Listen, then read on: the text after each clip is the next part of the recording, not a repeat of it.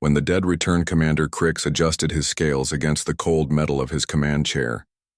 The bridge of the Sovereign's Pride hummed with the quiet efficiency of a well-trained crew, but something felt wrong.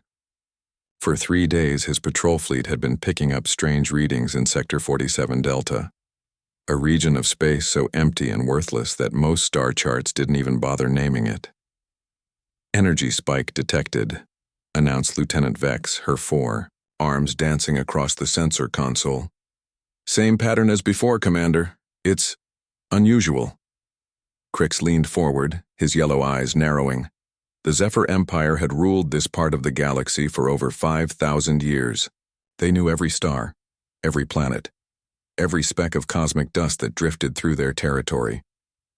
Unknown energy signatures simply didn't exist in their space. "Distance and intensity?" Crix asked, trying to keep the unease from his voice. "Approximately 7 light minutes ahead. The intensity is—" Vex paused, rechecking her readings. "Commander, this doesn't make sense. The energy output matches a Class 9 reactor, but there's nothing out there. No ships, no stations, just empty space." A Class 9 reactor. Crix felt his secondary hearts begin to beat faster. Only capital ships carried reactors that powerful, and every capital ship in the Empire was accounted for. He pulled up the sector map on his personal display. Sector 47 Delta had been empty for centuries, ever since— "Sir?" interrupted Tactical Officer Zarn. "I'm detecting gravitational anomalies near the energy source. Something massive is distorting space-time, but our sensors can't identify what it is." The bridge fell silent. Every member of the crew understood what this meant. In all their years of service and all the Empire's recorded history, nothing had ever hidden from their sensors. The Zephyr Empire's technology was supreme, their detection systems capable of identifying a grain of sand from across a solar system. "Set course for the anomaly," Crix ordered. "Maintain combat readiness and send a message to Fleet Command. Tell them we may have encountered something unexpected." As the Sovereign's Pride and its escort ships changed course, Crix found himself thinking about ancient history. 300 years ago, the Empire had fought its last real war. The humans, a young and foolish species, had dared to resist Zephyr expansion. The conflict had been brief and decisive. Earth had burned, its colonies had fallen, and humanity had vanished from the galaxy, or so the history books claimed. But now, in this forgotten corner of space, something was stirring. Something with enough power to run a capital ship's reactor, yet somehow remain invisible to the Empire's most advanced sensors. "Commander," Vex's voice was barely a whisper, "I'm picking up additional signatures, multiple sources, all showing the same pattern. They're everywhere in this sector." Crix stood, his claws extending reflexively. "How many?" "At least 40 separate sources, maybe more. They're appearing and disappearing like ghosts." Ghosts. The word sent a chill through Crix's 3-chambered heart. There were stories, whispered in the darkest corners of military academies, about the final days of the human war. Stories of ships that vanished without a trace, of entire battle groups that simply disappeared. The Empire's official records called them casualties of war, but some veterans claimed otherwise. They spoke of human ships that could hide in plain sight, of weapons that defied the laws of physics, of a species that refused to die even as their world burned. Most dismissed these tales as trauma-induced fantasies, but what if they weren't? Contact established. The communications officer's voice cracked with excitement. "We're receiving a transmission, Commander. It's an Imperial standard, but the encryption is unlike anything in our databases. Put it through the main speakers," Crix ordered. Static filled the bridge, followed by a sound that made every scale on Crix's body stand on end. It was a voice, clear and calm, speaking perfect Imperial standard with an accent that hadn't been heard in 3 centuries. "Zephyr vessels, this is Captain Sarah Chen of the United Earthship Resolution. You are trespassing in human space. You have 60 seconds to reverse course and leave this sector. This is your only warning." The bridge erupted in chaos. Officers shouted over each other, sensor alarms blared, and somewhere in the confusion, Crix heard someone praying to the old gods. He raised his hand for silence, his mind racing. humans. Impossible. They were extinct, wiped out, nothing but dust and memories. Yet here was a human voice, speaking from a ship that shouldn't exist, in a sector that had been empty for 300 years. "Captain Chen," Crix replied, proud that his voice remained steady. "This is Commander Crix of the Zephyr Empire. Your species is extinct. Your worlds are gone. Whatever game you're playing ends now. Surrender immediately or be destroyed." The Tia response came without hesitation. "Commander Crix, I admire your confidence. It reminds me of the stories my great-grandmother told about the Zephyr Empire. She was there, you know, when your fleets burned our colonies. She watched as you celebrated our extinction." The temperature on the bridge seemed to drop. Crix's tactical display suddenly exploded with new contacts. Dozens of massive signatures appeared out of nowhere, surrounding his patrol fleet. Ships larger than anything in the Empire's arsenal materialized from the darkness like predators, emerging from the deep.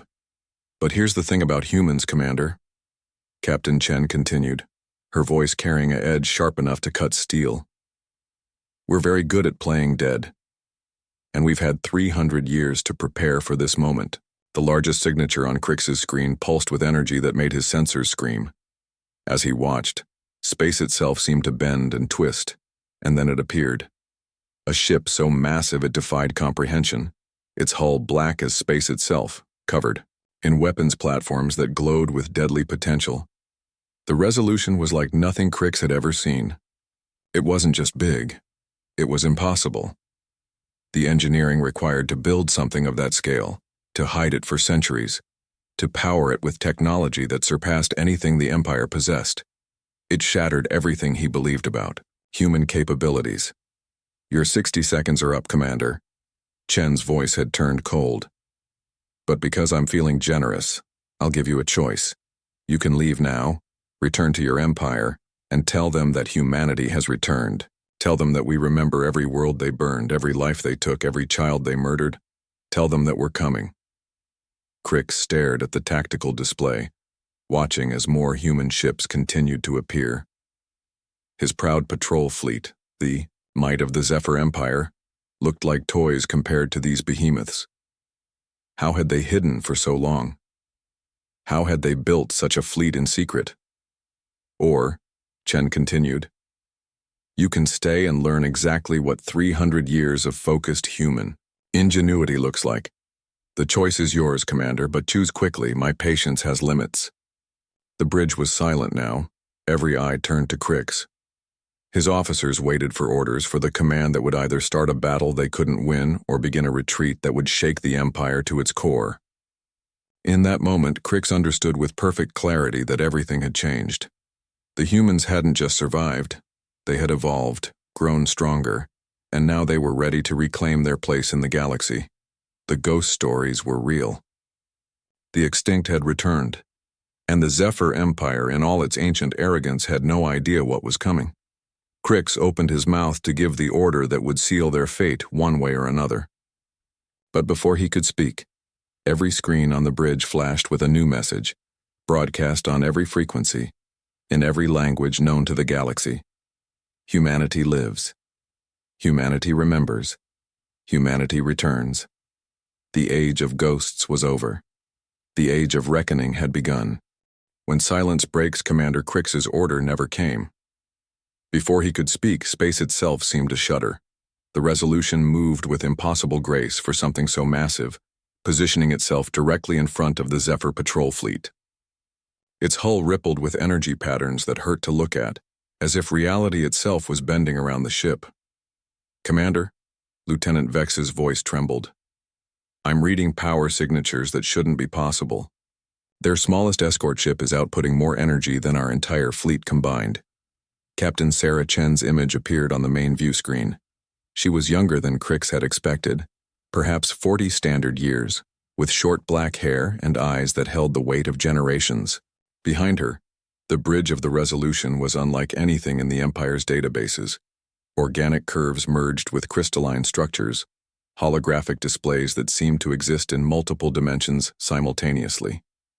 "Commander Crix," Chen said, her voice carrying no trace of anger or hatred, just a terrible calm. Before you make your decision, there's something you need to understand. Your empire's version of history is a lie. Impossible, Crick snarled, his scales flushing purple with indignation. The Zephyr Empire doesn't lie. We are the keepers of galactic truth. Chen's smile was sad. 300 years ago, when your fleets came to burn Earth, we knew we couldn't win. Not with the technology we had then, so we made a choice that no species should ever have to make. We let you think you'd won. The view screen shifted, showing historical footage that made Crick's blood freeze. Earth burning. Human cities turned to glass. Billions dying. But there was something wrong with the images. They flickered with inconsistencies, like a story told by an unreliable narrator. What you destroyed, Chen continued, was a shell. Automated defenses, holographic populations, and yes, some volunteers who chose to stay behind to sell the deception. But the real Earth, the real human colonies, had already gone dark. We scattered to the void, to places your empire never thought to look. Lies, Crix whispered, but doubt gnawed at his certainty. Every great magic trick requires sacrifice, Chen said. We sacrificed our world so our species could survive. For 300 years we've lived in the shadows of dead stars, in the space between galaxies, in dimensions your science said were impossible to inhabit. And while your empire grew fat and complacent, we evolved. The tactical display flickered, showing not just the human fleet around them, but sensor echoes from across the galaxy. Hundreds of signatures hidden in asteroid fields lurking in nebulae, phased slightly out of normal space-time. Humanity hadn't just survived. They had spread like a virus through the dark corners of the universe. Sir, Tactical Officer Zarn interrupted, his voice barely controlled panic. I'm detecting quantum signatures beneath our position. There's something massive rising from subspace. The space below the Zephyr fleet began to warp. Reality twisted like a reflection in disturbed water, and then it emerged. A structure so vast it defied comprehension. Not just a ship, but a mobile fortress the size of a small moon. Its surface was covered in weapons that looked less like cannons and more like alterations to the fundamental laws of physics. The Prometheus Station, Chen announced. One of our 12 arc fortresses. Each one carries the genetic heritage of Earth, the sum of human knowledge, and enough firepower to crack a planet in half. We built them in the spaces between spaces where your sensors couldn't reach. Crix felt his legs weaken. 12 of these monstrosities. The Empire's entire fleet couldn't match even one. But it wasn't just the scale that terrified him. It was the implications. To build such things in secret, to hide them from the Empire's all-seeing eyes required a mastery of physics that bordered on the divine. Why? Crix asked, his voice barely a whisper. Why reveal yourselves now? Chen's expression hardened. Because your empire just made the same mistake it made 3 centuries ago. Last week your colonies began expanding into the Veil Nebula. That's where we've kept our children, Commander. 4 billion human souls, living in generation ships and hidden colonies. Your scouts came too close. The weight of realization crashed down on Crix. The strange readings, the ghost signatures, they hadn't found humanity by accident. Humanity had revealed itself because the Empire had unknowingly threatened their young. We've watched your empire for 3 centuries, Chenny continued. Studied your technology, your tactics, your weaknesses. We know about the slave worlds you've created, the species you've exterminated, the cultures you've erased. We know because many of their survivors found their way to us. The view screen expanded, showing faces of a dozen different species standing alongside humans on the Resolution's bridge. Species the Empire had conquered, enslaved, or driven to near extinction. They wore human uniforms, operated human technology, and their eyes held the same cold determination as their human allies. You gave us 300 years to prepare, Chen said. 300 years to perfect technologies you couldn't imagine. 300 years to forge alliances with every species your empire has wronged. 300 years to turn from prey into something else entirely. What do you want? Crix asked, abandoning all pretense of imperial superiority. His fleet was surrounded, outgunned, and facing technology that made the Empire's greatest achievements look like children's toys. Chen leaned forward, and for the first time, Crix saw the fury beneath her calm exterior. We want our place in the galaxy restored. We want the slaves freed.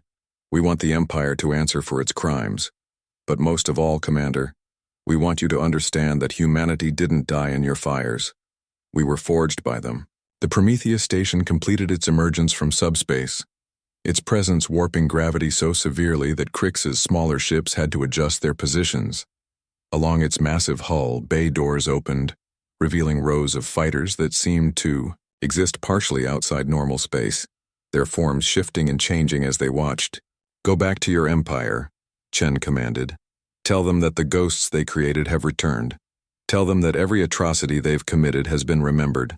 Tell them that we offer one chance: reform, release your slaves, and join a new galactic community as equals, not conquerors." "And if they refuse?" Crix asked, though he already knew the answer. Chen's smile was sharp as a blade. "Then they'll learn what humanity learned 300 years ago. That sometimes to truly win, you must first let your enemy think they've destroyed you utterly. We've had 3 centuries to prepare for war, Commander. Your empire has had 3 centuries to grow soft. Who do you think will adapt faster?" The human fleet began to move, creating a corridor for the Zephyr ships to retreat. It was a gesture of contempt as much as mercy, showing that they could destroy the patrol fleet at any moment but choosing not to. "You have 1 standard month," Chen declared. "After that, we emerge from every shadow, every hidden base, every secret stronghold. The galaxy will learn that humanity's greatest strength was never our technology or our numbers. It was our ability to endure, to adapt, and to rise from our own ashes." Crix gave the order to retreat, his pride shattered but his survival instincts intact. As his fleet turned to leave, Chen's final words followed them into the void. "Welcome to the real history of the galaxy, Commander. The age of the Zephyr Empire is ending. The age of consequences has begun." As the Sovereign's pride entered hyperspace, racing back toward the Empire's core worlds, Crix stared at the sensor data his ship had collected. The numbers were impossible, the technology incomprehensible, the implications galaxy-shattering. But one truth burned brighter than all others. The humans were no longer the same species the Empire had tried to exterminate. They had become something far more dangerous, a species that had faced extinction and emerged transformed. And now, they were coming to transform the galaxy itself. The awakening giant had risen, and the empire that had thought itself eternal was about to learn the price of its arrogance.